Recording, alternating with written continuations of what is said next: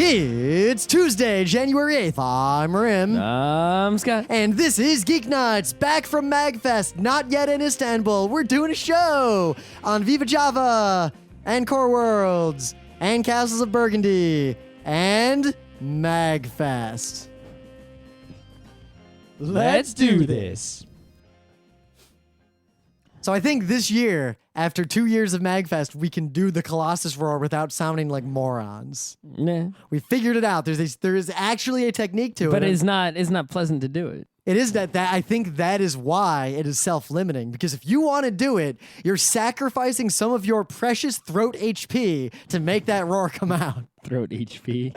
Your throat has HP at a convention. You know it does. I mean, even Colossus can only do it like 3 times on a couple quarters. He needs more quarters. I know. And for me, instead of quarters, it's throat drops. Yeah. How many Ricolas does it cost? It's like half a Ricola per shout. Yeah. But the key I realized is you actually got to kind of bring your shoulders up like you're going to make the movement. And you got to start like normal, but then you have to kind of go warbly at the end in a way that isn't pleasant, and I'm not going to replicate now on the show. Nope.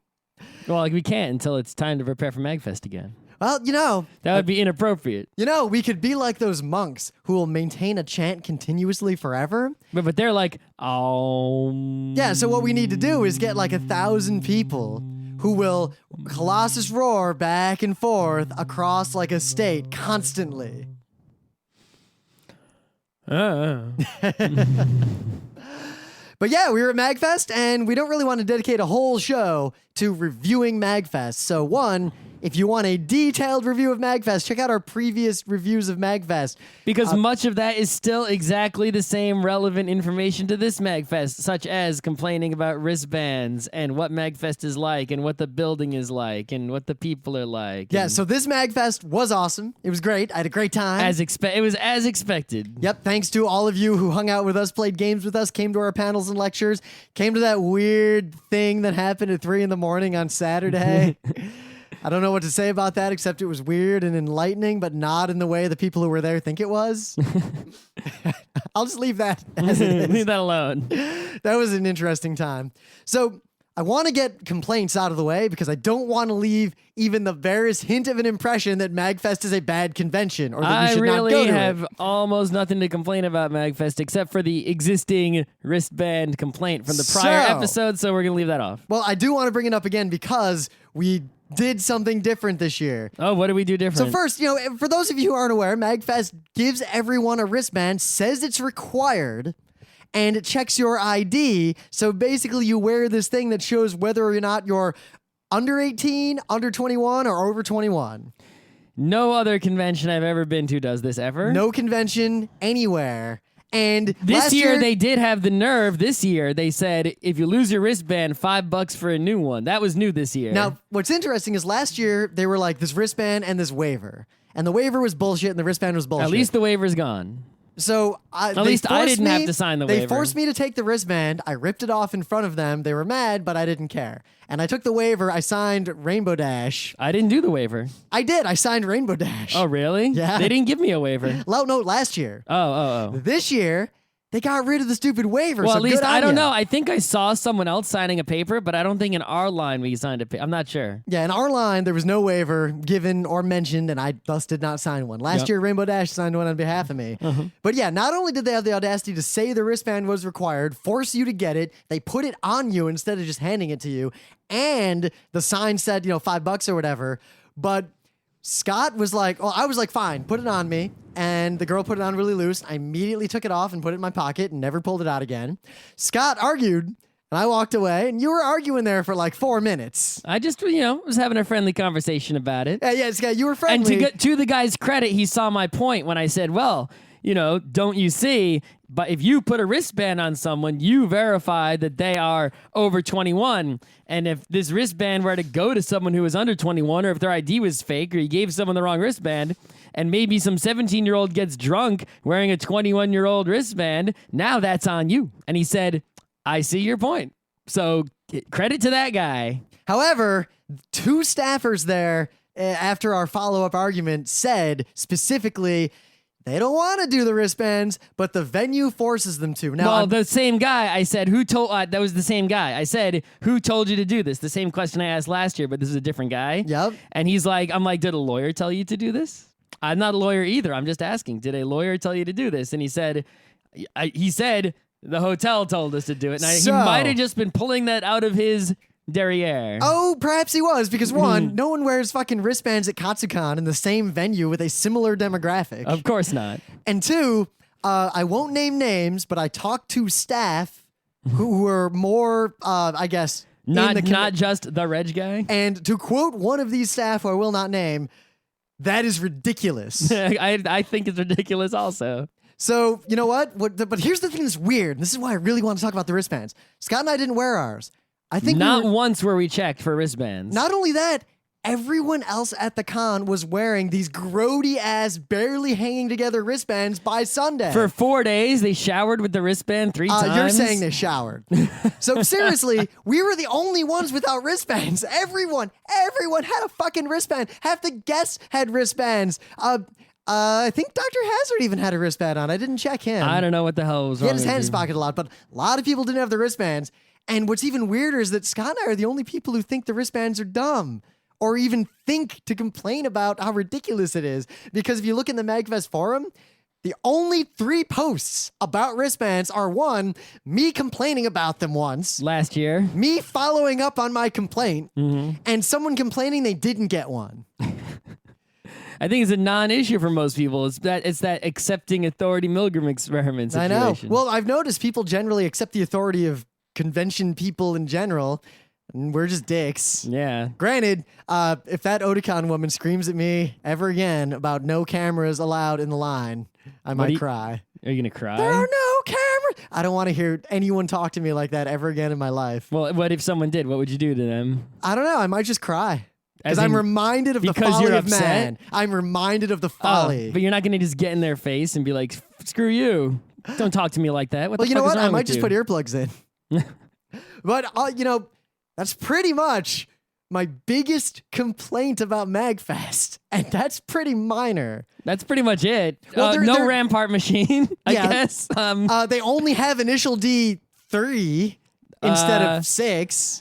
And they only had like 5 DDR machines. The arcade machines are all brought by private owners. People privately own these arcade machines. Oh, no, the Bimani machines, the bunch of them were brought by that same group that we got at Kineticon. Right, a private owner, right? So it's... Oh, yeah. Right, so it's there are people who own these machines and they bring them to MAGFest on their own volition and then they bring them away. Oh yeah, no, what I'm saying is that my biggest complaint so is... So you're complaining that the people who own Initial D6 machines don't bring them to MAGFest. Yeah, what I'm saying is the level of complaints I have for MAGFest are so tiny and insignificant. The tabletop library is pathetic? Yeah, the tabletop library is worse than Anime Boston's tabletop library. It's slightly better than that. Well, no, okay, last year's was worse. This year's was equivalent.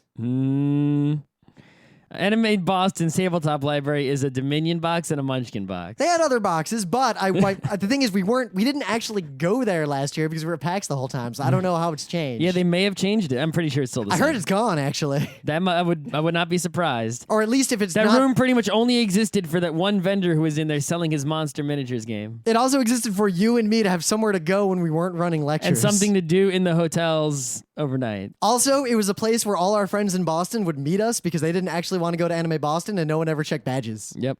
The food and drink policy in the main con, also really annoying. Hotels problem. While I know it's MAGFest the hotel's problem, what was interesting is that MAGFest, nominally enforced it, and the enforcement was spotty to the point of if you were asked to remove it. Like, some people would walk over and be like, dude, you can't have that Red Bull in here, even though it's sealed.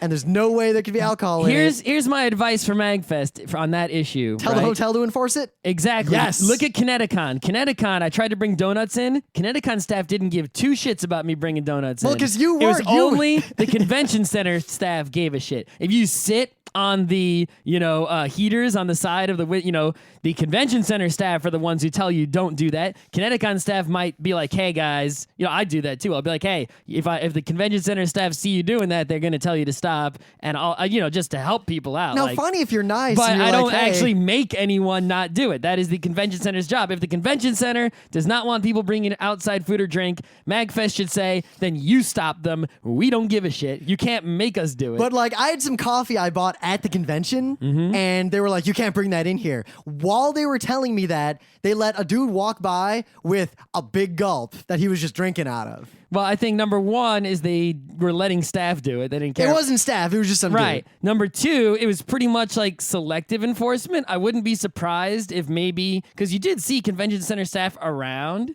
it might have been a convention center staffer telling the MAGFest staffers, stop that guy, stop that guy. Yeah, and well, they were well, they're so here's basically what was doing really a happening, token effort to because appease the hotel. I was listening to the but radios. not actually caring. I was listening to the radios for MAGFest staff, and basically there'd be a swarm of enforcement every time they carted a crazy drunk, having vomited all over person away.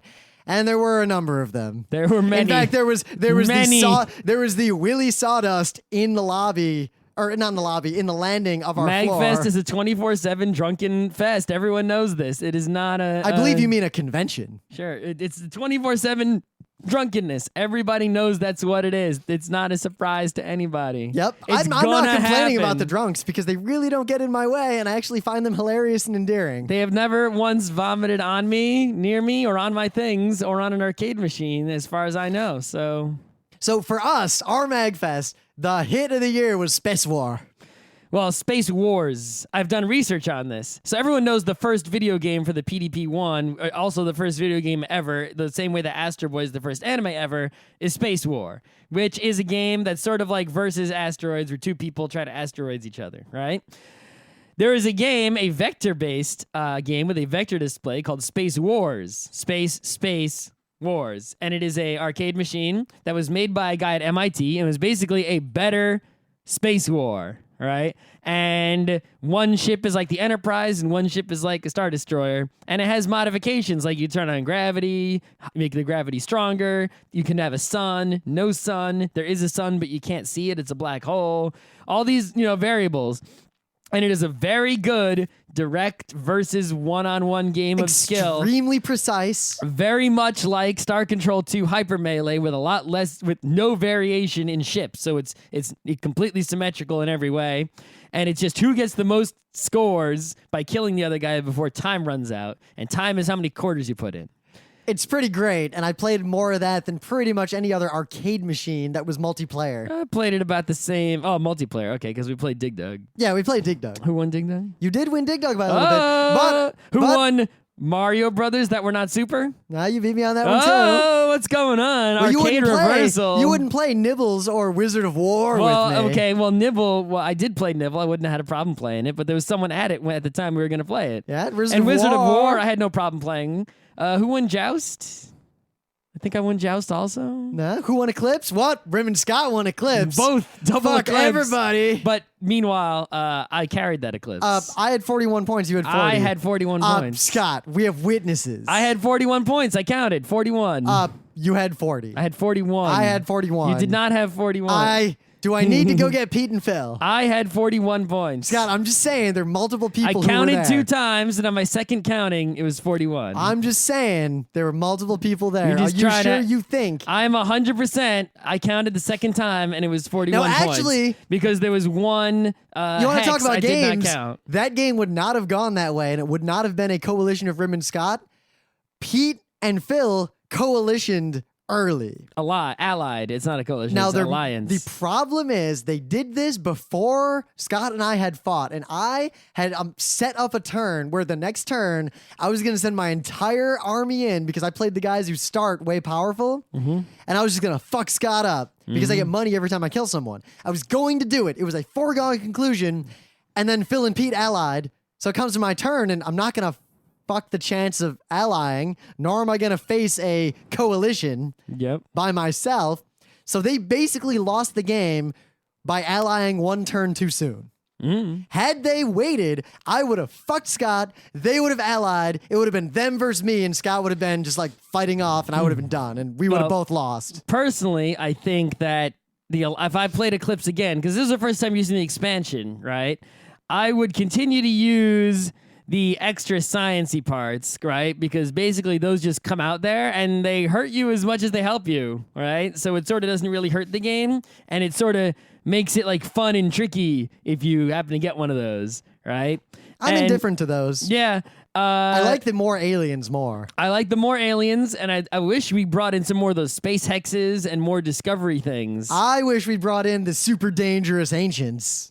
Oh, that too. That would have been awesome as well. But the alliances, I don't really like. I kind of like the regular. Well, also, that's the thing. I would like I want to alliances point out more. I was the strongest and the most dangerous and the highest scoring. You were hardly. And I was just regular old boring humans. You were hardly. In fact, you would have been out of the game had I attacked you. Except for my incredibly powerful ships. In fact, I think it was that the weren't only powerful one. yet because I started with a bunch of stuff and free shields. I think I was the only one to bring dreadnoughts on the board, period. Because I can't build dreadnoughts. I didn't need to.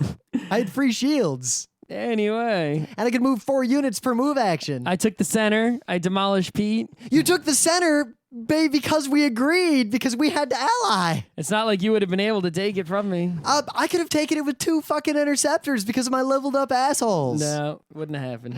Your memory is faulty. I'm going to bring Pete on the show and we're going to discuss what happened in this game.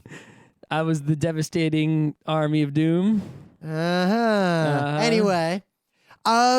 But yeah, I mean, the concerts we went to, 2 years of MAGFest, never been to a concert before. Well, the first year, 2 years ago. MAGFest 9, fuck that. 2 years ago was Tiny Smelly Room. That room smelled like the inside of an The whole ass. con smelled, right? Yeah, but that room was like concentrated ooh to butt. Last year just didn't go for whatever reason. Was too busy doing the other things. This year, on the schedule, was the Yuzo Koshiro was his name. Now, we knew he did Streets of Rage. I didn't know he also did Actraiser. He did it also like Shinobi and some other games, but because he did the Streets of Rage music, which is, in my eyes, the second best video game music ever after the Mega Man music, right? I was like, I'm going to see whatever music this guy is playing. So, he ran an awesome DJ dance party, and I was getting those Otakon O2 feels. There's a lot of videos of it on YouTube with good audio. People were dancing. 2, it was actual dance music and not bullshit dance music. 3, it did not smell at all. It was OC remixes of video game music by the guy who originally made that music. There was zero BO. It smelled like an empty room. Yep. That was amazing to me. I cannot stress this. 4, most of the people in that room were around my age. I think I can go back to dances at things again. Yep. The best part of it was, what's that beeping noise? That was my Skype ringing. Oh. I guess my Google Voice. Oh, anyway. Whatevs. The best part was that, even though this guy, he even said so, that he clearly did not have a lot of live DJing skills or practice in the past. Just keep talking. I don't know how I keep distracting you over here. I don't know. All these noises coming from your computer all over the place. Yeah, you know what? The listener can't hear them. Yeah, okay. Listener. Anyway, what's it called? So even though his DJ skills were low, and if you watch on YouTube, you can see he messes up a few times. Like once he accidentally mutes all and brings it all back. That was hilarious because he keeps going like this, like he's like waving his arms. Yeah. And then there's no music, and then he's like, and he brings the music back. And then like a couple times he switches tracks and it gets all messed up during the transition. It's sort of just like, and the other song now, right? You know what though? Don't fucking care. It didn't matter because the music when it was going right was so good. Also, I'm gonna let you guys in on a secret. Unless I am at a exhibition of DJ skills, I literally do not care. Yeah, I don't know why the technique. The guy's I a only want composer. the music. I would have been much at it. Why didn't he just bring a CD and play it and dance for us, right? I would have been just as happy. I really don't give a shit if it's mixed live. The only advantage I see to mixing live is if you can gauge the feels of the crowd, and then you could live mix, one part to last a little longer, one part to go a little harder, right? As you see how the peoples are doing out there. But if you're not capable of doing that, and it's also not strictly necessary, just play a CD of your music if it's electronic music. Unless you are creating music live, with like Ableton something. That's different again. Yeah, right? but so I want to point something out. The Drunken Gamer Convention, known in the past for its horrible smell, has no problem with this in a large, pretty intense dance party. What the fuck, anime cons? What the fuck? Why do you people smell so bad? There were some smelly people. There was at least one time when I was sitting in a place and I smelled a bad yes, person. in the convention, there were occasional smelly people. But you've been to anime cons, Scott. You walked to I also did that not. rave. Did we play any rhythm games at MAGFest? Even though they had an excellent selection of Bimani machines. I did, and they didn't smell like anything. The only place that smelled bad was the PC gaming area. I didn't go there. I walked over there and it smelled. Somebody in the LAN party smelled like a butt the entire time. I do not know who. There is also the factor of the PC gaming area. Someone may have brought their smelly butt computer from their smelly butt house. No, and it it was smelled like fans it were smelled- blowing their smelly butt all over. Thing is, smelly butt from a computer usually just smells like stale cigarette smoke. This was the ode to fat fanboy. There have been cases of poop in computers in the past. It has happened. I will not deny that. It has happened. Anything else to say about MAGFest? Oh, yeah. They expanded the arcade and they expanded tabletop to where tabletop was as big as the arcade and was in a room with windows. Well, no, it wasn't as big as the arcade. There was a significant area that was taken up by table flipping for charity. While it looked fun, That and area was, turned into tabletop when the tabletop flipping was not true. happening. And it was for charity, which is always laudable. It was annoying to have it next to tabletop. You should do your table flipping in a place where noise doesn't really matter, like maybe near the video games. There was also a great moment where a guy paid a lot of money to stack 3 tables on each other. I'm really surprised he didn't break his face. Yeah, it was, very few people were able to flip the table in an elegant and awesome way. Many just sort of flipped them like, derp, it flipped. Okay. It's interesting you can get charity money for letting people do something they can easily do in their own homes, but, Yeah, whatever. you get some charity money, but again, just don't do it in tabletop next year. Do it in Tabletop needs to be more quiet than the other places. Yes, because we need to play games. Yes.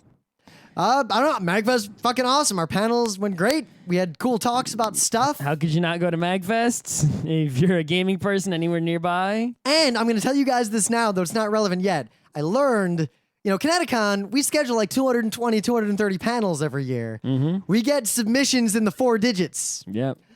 MAGFest gets submissions in the double digits, and they have a very tiny number of panel rooms. I want them to get more panel rooms. When they open up panel They submissions, have a lot of panel rooms. They had like 6 panel rooms, but most of them were just empty all the time. Yeah, they really don't have a panel culture, and the biggest complaint I saw is that there weren't enough panels. Granted, there's not a lot of feedback. The MAGFest online community forum is very small. Yes, so if you want to go to MAGFest, submit a panel.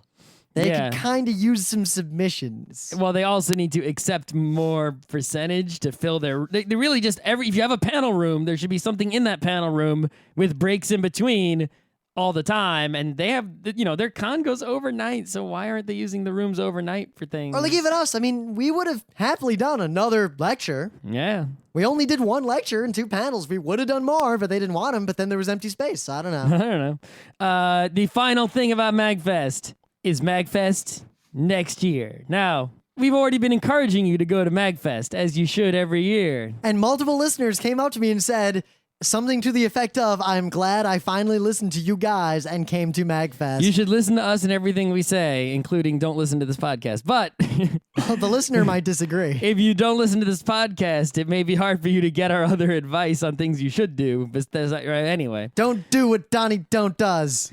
next year at MAGFest, the miracle I've been waiting for, I think it's 10 years. If possibly more than 10 years. There was a moment when I think Scott It was is the one who definitely introduced me to this band. No, I can tell you exactly how this happened. All right. We discovered it in the colony apartment of Alex and Greg. I know it was was it Alex? I think it was Greg/Alex. They had already known about it, and they had shared it to us by playing it there during D&D, which means it was in the year of 2001 or 2. But now in the year of 2014, so 12 years later minimum, I don't know how they lasted that long. I guess they're just that awesome.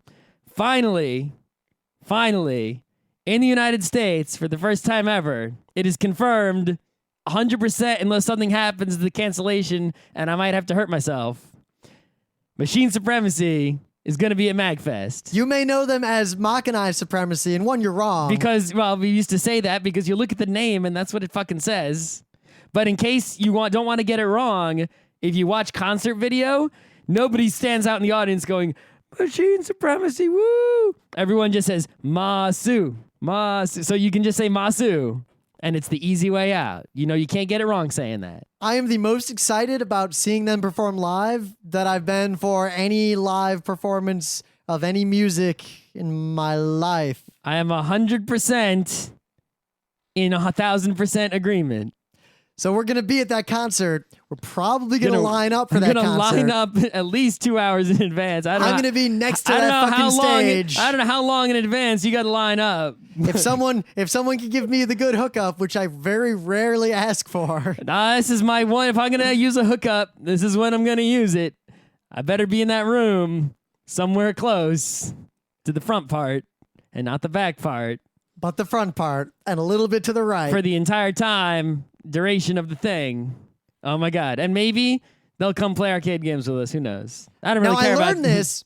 I was at MAGFest because I was supposed to go to Istanbul Sunday after MAGFest. I learned they got delayed a week. The only confirmation I have is a bunch of tweets of people, I guess, who assume went to closing ceremonies and heard it there. Now, I was going to go to closing ceremonies, but instead I was trying to frantically figure out if I was going to Istanbul or not, and I ended up not. Now, I did not believe these tweets until one of said tweets was retweeted by Machine Supremacy's Twitter account itself, which is 100% confirmation in the Book of Scott. Or they're mocking us. In which case, good job, guys. You win. But I saw this tweet while I was pooping in my hotel room. And the poop came out real fast. And I was like, I should probably get a second source before I say anything. When I saw that, I just immediately hit retweet. I didn't even think about it.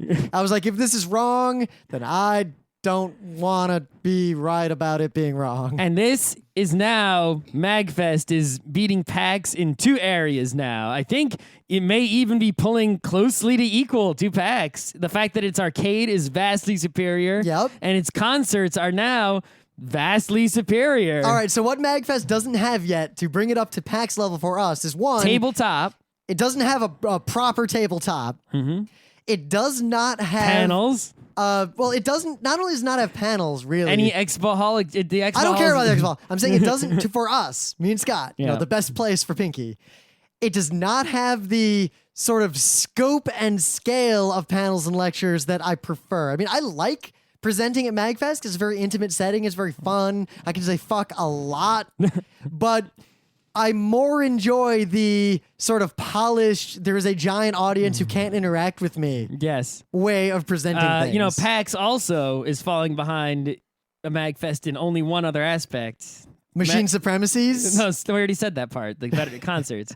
The Super Art Fight is at MAGFest and not at PAX. It is, and that was a really good Super Art Fight. It was a pretty good one. Team Stompadon really should have won that, though. That was the only time in a Super Art Fight in which the team that I believed was worthy of winning was not the winning team. I was actually kind of sad about that. Because I'd never felt that before at a Super Art Fight. That little Bowser in the top right. It was all about that freaking Venusaur with the 2 whips going whoopsh. And the look on his face. I know. It was so... As soon as I saw the Venusaur, I was like, that's a winner. And somehow they didn't win. What did they were up against? Like some Metroids and Angry Cloud? But they were up against the standbys. The people who are basically usually only beaten by Yuko. Yeah, it's... If anyone's going to challenge Yuko's undefeated throne, it's going to be Stompadon. I really want to see... I want to see Yuko versus Stompadon. No, well, yes, but I really want to see... Like, I had this vision while I was watching Super Art Fight. A vision. Super Art Fight, the TV show. It's like once a week, maybe once a day, whatever, right? And it's a real tournament, which I think they do anyway. But it's sort, it would be like professional wrestling, maybe, because it's already going in that direction with the belts. All right, I have a crazy idea. But bring in lots of artists and big name artists of all kinds. I have a crazy idea. Right? Like, We're friends with them, and they're going to be at Kineticon. We always bring them back. Yeah. We're going to make sure they don't get fucked by the stupid cosplay at Kineticon this year. Yep. But more importantly, do you want to talk to them? And we don't speak for them. This is just us being dumbasses. We could get a crew and film the entire thing with a bunch of cameras and edit it together into a show for them to use as a pilot. Yeah. Which would also be a big marketing thing for Kineticon.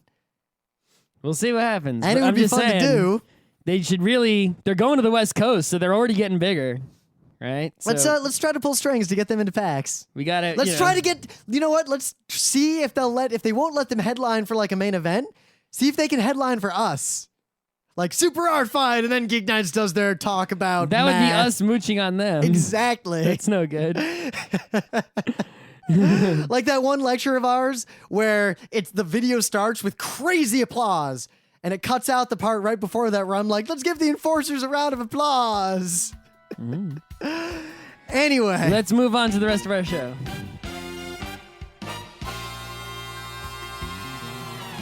Things of the day. I'm going to be a little self-serving, but I got a video I uploaded and I'm making this my thing of the day. You're not because allowed one, to do that. I'm a nerd who's into my nerdy thing, and this is a nerdy thing I'm really into that a lot of you probably should nerd out about, at least a little. But two, I went through great trouble to acquire these videos. So this is a video of my high school marching band performing 3 songs in late 1996. You know what's awesome about this video? I still have a mustache in it, but you can't really see because this is just a video of one of the performances. You're a white stick. Yes, but there are I have videos A walking from stick. 97, 98, 99 as well. And in those later videos, there are close-ups of me doing solos, and you can clearly see the mustache. I look older then than I do now. It's kind of amazing. But I was pretty proud of my high school marching band, and this is my high school marching band doing its marching band thing. No one else has uploaded this on the internet, and it brought up another interesting thing, because I was talking to my friend Ken, who is in this video. Also, he's a bass drummer, and we went to high school together. He's in the forum. He's Ken Jura, so if he's still here, you guys can be like, oh, that's that dude. The one guy who has evidence of pre-RIT rim. Great. That dude and I were in the marching band together, and we started talking about how basically anything that happened before about 2003 or 4 really just isn't on the fucking internet. Nope. Like, there are so few videos of things before then. Like, now, a kid growing up, you're in college, you're like, hey, I wonder if there's a video of the time I was in middle school football, and YouTube will have 1 million hits. So we're one of the last generations to grow up in an era where there is not an archive. There is. It's just on VHS tapes that no one transferred to digital. Exactly, and they're disappearing rapidly. Again, I went through such ridiculous trouble to get just this tape. What did you do? All right, so 3 years ago, I emailed the company that I knew had last had an archival copy of this, asking if I could buy one. I got no response. All right. Yeah, I tried other avenues of inquiry, ranging from contacting the school, trying to contact people I knew in high school, which is basically impossible. As far as I know, everyone I knew in high school is dead. Okay. I basically tried to contact anyone I could who would have these videos. My younger brother has 2 of the videos because we overlapped in high school a little bit, but he did not have the early videos because he was not yet in high school. One of my VHS tapes had been destroyed when I was in high school. Ken did not have it anymore. No one had them. Eventually, a few months ago, I got an email from the guy I'd emailed years before, responding like nothing had happened, just like he'd just seen the email. It was like, hey, yeah, $70 a tape, and I'll transcribe them to DVD. Okay. And I was like, I don't really want to pay $140, but I'm not going to regret not having paid because those won't be around forever. And I've got them. And then, oh God, was it a pain in the ass to get the audio to even vaguely match up with the video from a VHS tape. And it looks pretty good for a VHS tape, and I'm proud of this. So that's my thing of the day. Great. What do you got? Video of a cat? So this is, I can't research it that well. Oh, you're doing the snuff film. Because Russian, but this may be a sort of a snuff film, but what if a snuff film does not include the actual death, right? Like, what if I had a video of a guy shooting a gun, and then right before the bullet hit the person, it was the end of the video? Would that be a snuff film? I'm not much of a connoisseur of snuff films, but I think you should watch the film 8mm. That might tell you a lot about the subculture around snuff films. Oh, anyway. Have you ever seen 8mm? I'd never heard of it. All right, it's Nicolas Cage. Great, okay. But it's good. This is a video. And it's fucked up. Like many internet videos, this sort of falls into the owned category, the Russian owned category, which is a large subsection of the owned category. Some guys are doing some ridiculous thing, rolling down a snow hill at a ski mountain in a big inflatable ball thing that they're on the inside of. So now, Scott showed me this video, and the whole time I'm like, that looks fun. I would do that. Oh, man, look at it go. Oh, man, is he going to hit that guy? Like, I'm waiting for what the funny part is, and Scott's just like, wait. Eventually, it just rolls off a steep cliff with jagged rocks, and the guys are still inside, and then you just see it go over the edge, and that's it. Down the mountain, it's just gone. According to the comments, like one person died, and the other ones didn't do so well, but aren't dead. So who knows? But the moral is that this hobby is a terrible hobby. The moral is that when you're watching the early part of the video, like Rim said, it looks mostly really kind of safe. It looks like the guy, like I thought it was going to happen. There's this one guy like chasing it. I thought it was going to like roll back and hit him or something. It doesn't look dangerous at all. It looks totally chill. And this is why I don't go skiing, because of things like this, even though I know they're not skiing in this video, but still. Scott, stuff like that doesn't happen skiing unless you're in Russia. And then, okay, so when Phil, Mr. Ski Patrol, I'm like, hey, Phil, skiing's so dangerous. And he says he's never been hurt skiing, but everyone else gets hurt skiing. Scott, Judith, Natalie, Emily all ski. You're just Did they get hurt? One of those three got hurt minorly once and required no more than 2 or 3 stitches. Oh, that's all. I've only been knocked unconscious once, and I didn't break my neck that time. Only been knocked unconscious. YOLO. That's all. YOLO. Man, you know how many times I hurt myself playing NS2? I'm going to laugh a little bit 10 years from now when you've got carpal tunnel from playing NS2 and you're crippled by it, and then you get hit by a car on your bike. You know what? Side story. It's open enrollment at work for the benefits. So I was looking at the disability insurance. And you thought about clicking on it? They want to charge you fucking $15 a paycheck. I'm like, fuck you. That's $1 a day. I'm not betting $365 that I'm going to get hurt this year. Can I buy it on your behalf if I get the money? What do you mean? Like, I'll pay for your disability insurance, but if you get disabled, you have to give all the checks to me. I would get all the checks, and I just wouldn't give them to you. Well, then I wouldn't pay for it. Would you agree to sign a contract where I will pay your disability insurance? I'll pay that $15 a paycheck for you, but then you have to give me the money. Well, don't put me into this. Just go find an insurance company that will sell you reverse insurance. Because the insurance company will recognize the perverse incentive that I am now basically incentivized to injure you severely. So whatever they're going to charge you is what they're going to charge you. But the $15 is probably much better than that, and we'll both make out. How am I going to make out? I'll be disabled. You'll get $15. No, I won't. That dollars will go to the insurance company. Fine, I'll give you 10% of the disability. Are you gonna attack me and disable me? Not directly, no. I would never do something like that. Do things to put my life in danger so I may become disabled? Anyway, in the meta moment, the book club book is The Great Gatsby by F. Scott Fitzgerald. You should read it. I started reading it. I'll probably be done with it really soon. I didn't start reading it because I'm going to Istanbul and I got a bunch of long flights.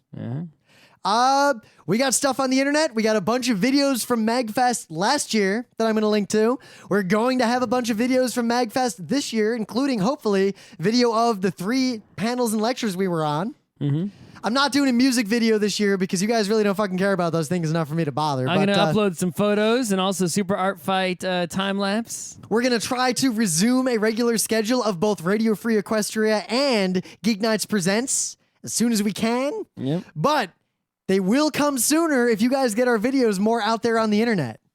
They're not getting enough views for me to put any more effort into them than I'm already putting into them. I feel like this episode's getting long, but that's okay because we haven't done one in a while, and also there isn't going to be one for a while. Yeah, there won't be any for at least 2 weeks. So let's keep going here. All right, so conventions. The next one is PAX East. That's all we got right now. We're going to be there, and then we're going to be at PAX Austin Kineticon. Right. Okay. So and then PAX Prime. Yep. So let's talk. And then MAGFest. We've been playing a lot of new tabletop games recently, but we haven't played any of them enough to really give a full-on episode. So we're just going to briefly talk about 3 we've played recently. The first one is Castles of Burgundy. So Castles of Burgundy. We'll consider these impressions, not reviews. Yeah, so I bought this because it was highly ranked on Board Game Geek and I wanted to buy a new game. So I bought it and I learned it and we played it. And playing it, it was a lot, it gave me that same feel. Not saying the game feels like Agricola, learning it felt like Agricola, in where going through the rules is a whole bunch of shit, but then once you actually play, it's like, oh, this game is pretty straightforward and simple. See, for me, it felt like Attica. Oh, with the hexes. Yes. Visually. Filling in the... No, also in terms of the actions I'm taking. Oh, filling in the hexes. The only difference between this and Attica on that level is that there's the meta mechanic of you're gathering the tiles from a shared place rather than everyone has their own completely solitaire game. Yep. So here's how Castles of Burgundy works. You have an estate, which is a big plot of land that's a hexagon with a lot of little hexes in it. And there is a shared board from which you can acquire hex tiles and other goods and resources. What you want to do is on your turn, you roll some dice, and those dice determine what actions will be available to you. You can use some resources to sort of modify the dice so it's not a complete luck fest like Settlers, but it does cost you more resources if you want to change your dice a lot, so you have to be efficient and sort of go with the flow instead of trying to fight, your way to do what you want. And you gather hexes and place them on your board. When you gather a hex with one action and you add the hex to your estate with a second action. When you add the hex to your estate, the tile you put does something. So if you add a castle to your estate, you get another action. If you add a building to your estate, it usually does a specific extra action. If you add animals to your estate, you get victory points based on the animals. So you're trying to gather specific hexes to do specific things. But everyone else is grabbing at them too. So you're looking at what the other people are doing. If another guy's got sheep, do you want to take sheep away from him so he doesn't score a lot? Yes. But then you have to put the sheep somewhere. So you want to go get cows, which he's not getting, so you can score big, and then he takes a cow to stop you, and so on and so forth. Is there anything else about this game? I think it's really good, and I want to play it more. It's really fun. It's relatively light. I think it's going to break down for us relatively quickly, and that the decisions are pretty obvious once you figure out... Well, they do have alternate boards, which can really mix things up. Basically, it's going to be like Attica. It's really fun until you figure out a few reasonably optimal paths, and then it'll become pretty random, and I don't know anyone who's going to be willing to put forth whatever effort it would take to step up the game. It's going to have an endgame like Agricola in the sense that among skilled players of Agricola, the game really just comes down to whether or not you can cock other people out of certain resource things at key times. But cocking someone out of something also cocks yourself, right? Yeah, but that matters more. You want to play your optimal, solo while simultaneously cocking the other players as much as you can. But that's a really kind of third or fourth order skill. Yep. I worry the game's going to break down in that. I don't know. But the other thing is, right, a lot of games out there tend to be where there's a lot of different ways to get points, a lot of different paths to victory. It tends to be the way to go is to pick one and min-max it, right? Go all in on that and all not in on the other things. And each player picks a different thing to go all in on. If two people go all in on the same thing, they compete and thus bringing each other down below the players who go solo. So like one guy went all animals, he'd win, but if two people went all animals, they would lose, and the guy who went all castle would win, right? So, but in this game, in order to get enough victory points, like Agricola, you need to get victory points from all the different areas. You can't maximize one thing. That won't be enough points. So in that sense, it's sort of just like who does better overall, and there isn't really this sort of, picking a thing or any particular strategy. You sort of roll your dice and figure out the way to get the most victory points with what you got to work with. So, we played Core Worlds exactly once, having learned it in its entirety with a big expansion attached to it. Well, apparently that expansion was already planned when the original game was put out. Yeah, so now even our board games have included DLC. Right, so much so that symbols that only meant something in the expansion were already on the cards, but this particular set of Core Worlds... I believe Race for the Galaxy had the same thing going, so... Maybe, but this particular set was one that you can buy... Someone else, it wasn't ours, someone else had it, that had the expansion and the original game together in one box. Now, So I realized after I played this that I had played Core Worlds once before at Nerd NYC. I'd never at a even board heard game of it night, before. but I played the base game. And it's a Dominion-like, but more people called it an Ascension-like, and having played it twice, it is basically just a complicated Ascension, in my opinion. Well, it's a little better than Ascension, because in Ascension, Ascension's not even a game. Ascension, Ascension's you just play your whole hand every turn and then pick the best card on the table, and that's it. There isn't really anything to do. There's no way to do better at Ascension, really. Yeah, in this game, there were some things that you could work on to sort of get, but I think the number one thing going on is a deck building game, right? And usually the thing in deck building games is it's hard to cull your deck, right? Like in Dominion, you want to trash so that you can get a really efficient deck. In Core Worlds, almost every turn you get to put cards underneath, your city trashing hall. is basically automatic and built Right, in. and whenever you do a battle, you can put a guy who is in the battle under the city hall. So it's so easy to get rid of all these shitty guys under your deck. I actually I played the game wrong, remember? Yeah. I had basically I had an extra copper and an extra estate to put in Dominion terms. An extra starfighter and an extra colony in my deck to begin with. So I had 2 extra cards to trash, and I ended up doing super well. And getting all these freaking colony, what's it called? Capital ships? Capital ships, colony ships. And I was super powerful and awesome and scored 2 Core Worlds at the end of the game with that because the trashing was so easy and I never forgot to do the trashing. So I think they should get rid of that and force you to have the shitty deck so that you have to optimize more. So my impression of this game, I mean, Castles of Burgundy, I would say, if you're a board gamer at all, just buy it. Yep. It's fine. It's fun.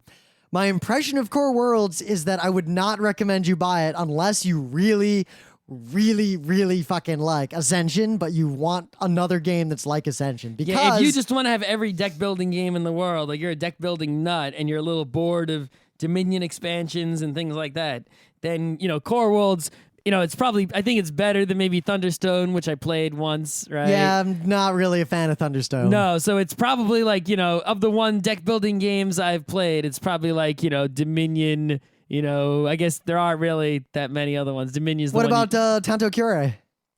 I guess Tanto Cuore is actually better than the other non-Dominions because it's so similar to Dominion. So, my impression of Core Worlds is to not get it because, and I'm going to throw out that book we keep talking about, The Terms from It, Characteristics of Games by Richard Garfield. You should really just fucking read it if you listen to Geeknights, because I'm replacing my Eventually entire we'll get lexicon. we'll get to the point where every reader, the listener has read it, and then you saying that, they'll be like, Rim, I read it already. Shut up already. Yeah, but I'm going to keep using these terms. This game has no directional heuristics at all. There's no way to do better than playing your hand in the obvious optimal way. You have so few actual decisions to make that if you discount the bad decisions, you're basically playing perfectly. The only way to do better is to have memorized the entire deck. There were some decisions to make. However, they didn't actually end up having to be made because I would be sitting there on most of my turns, and the big decision was there are a bunch of cards in the table. Which one do I want to take? And you look, and it's obvious which one is best for the deck you have already started making, right? And you say, that one's the best card for me. Someone takes it, or they don't. If no one takes it, I took it.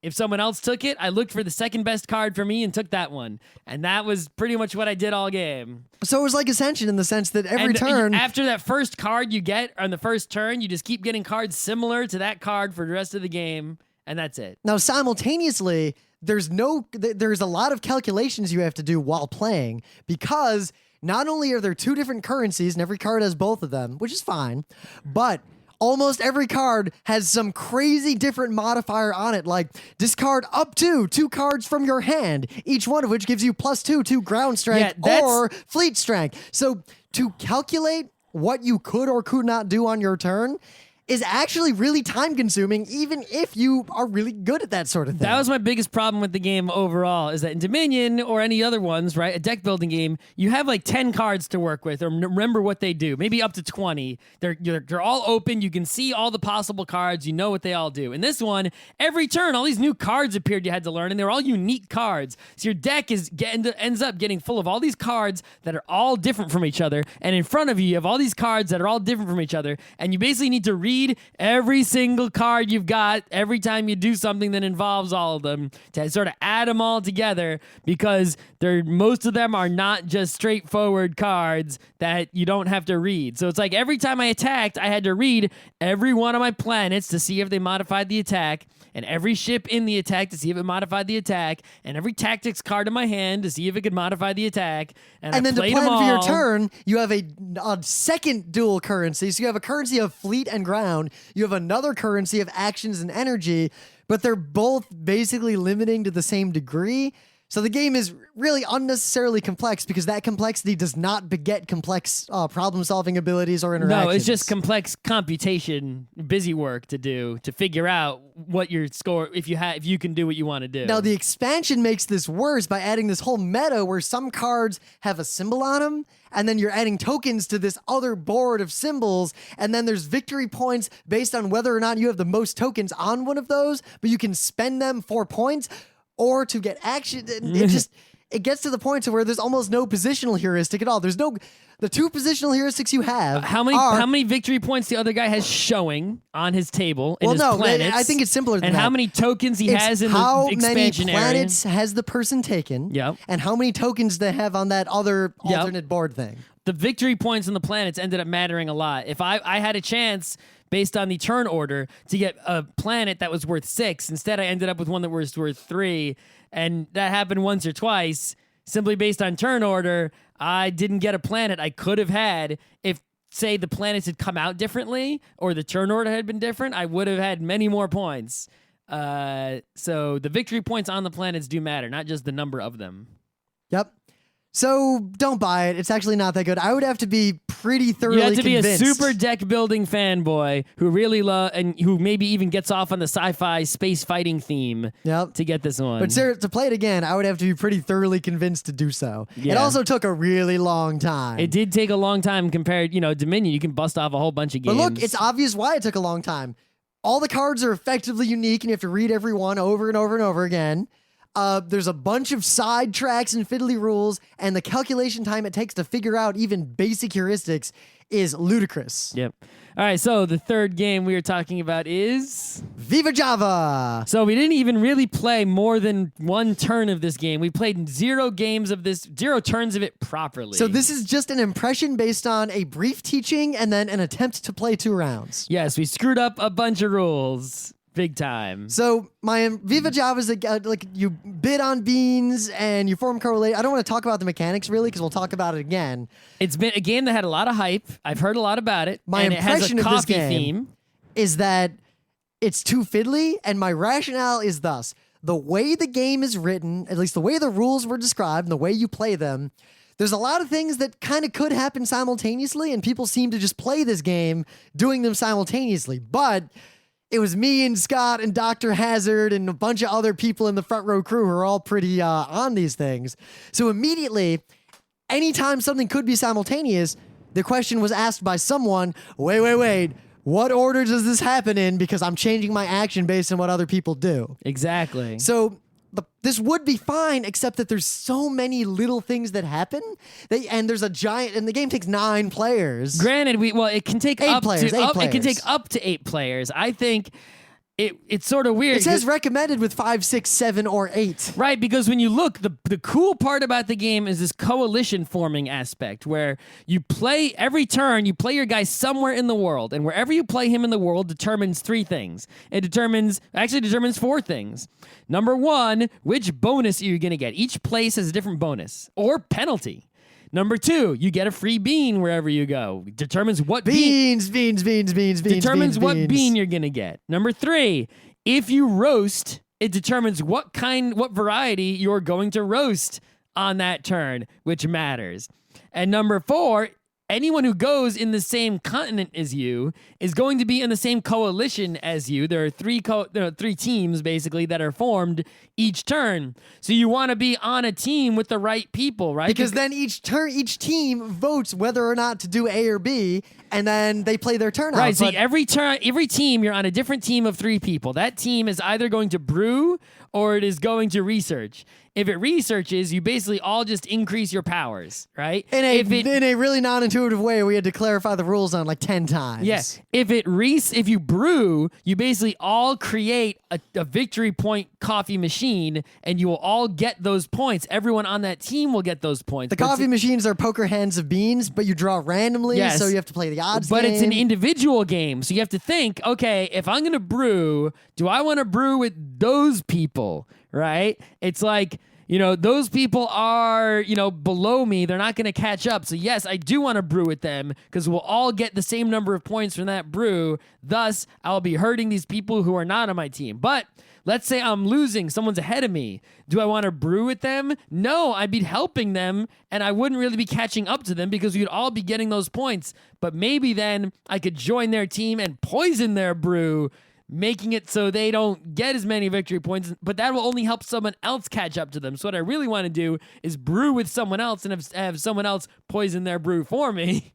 And you see where this goes. So there's a lot of cool mechanics in this game, but at least on an initial play, and the game is recommended 7 and 8 players. So with 8 players, and turn order matters so much. This will take forever. This game, you're going to have to cycle through 8 players.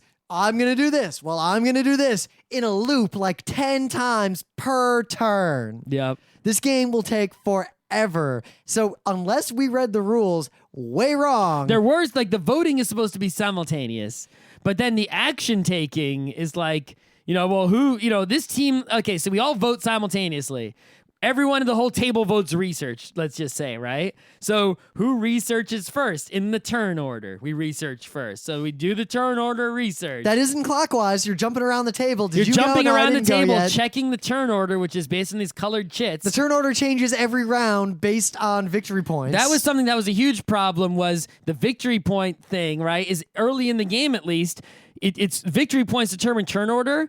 You have to move the victory point tokens in the precise order, because when there's a tie, let's say 2 people are tied for 3, whoever arrived at the 3 later goes first or second, right? It matters. So you have to move the victory point tokens in the proper sequence. You can't just sort of be like, okay, how many points did everyone get? I got 2, I got 3, I got 4, right? You have to actually say, okay, you move yours first because you just scored the points. So my worry is now that this you game just scored has points. A large amount of sort of, it's not really mechanical busy work. It's just that the procedure of... It's not busy work because you're not calculating. It's just procedural time what it I'm saying takes. is it ends up having the same effect as busy work because you have to go through this procedure in such precise order that you can't ever just kind of do something. And as a result, you have to be constantly on the ball and aware of, all right, who just did this action? Now let's do the next action. You need like a person to run the clock tick of the game. I think that if this was a computerized game,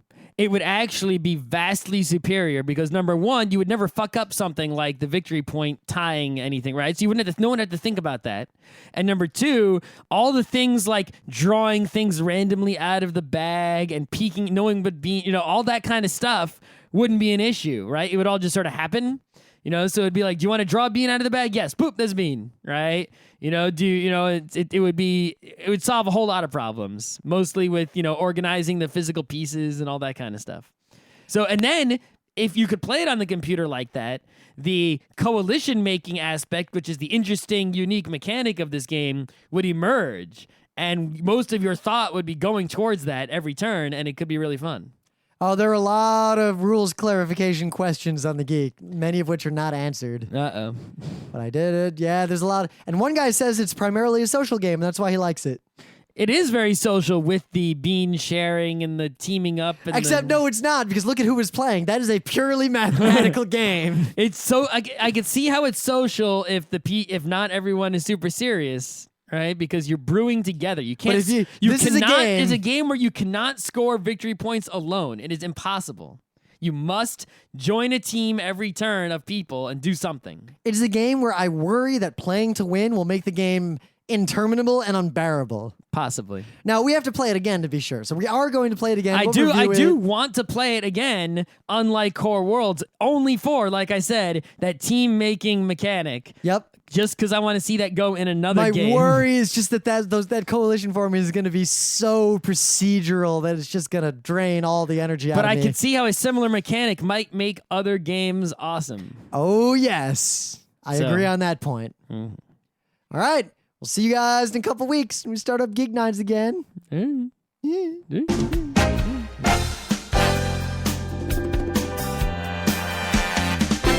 This has been Geeknights with Rim and Scott. Special thanks to DJ Pretzel for the opening music, Kat Lee for web design, and Brando K for the logos. Be sure to visit our website at frontrowcrew.com for show notes, discussion, news, and more. Remember, Geeknights is not one, but 4 different shows. Sci-Tech Mondays, Gaming Tuesdays, Anime Comic Wednesdays, and Indiscriminate Thursdays. Geeknights is distributed under a Creative Commons Attribution 3.0 license. Geeknights is recorded live with no studio and no audience. But unlike those other late shows, it's actually recorded at night.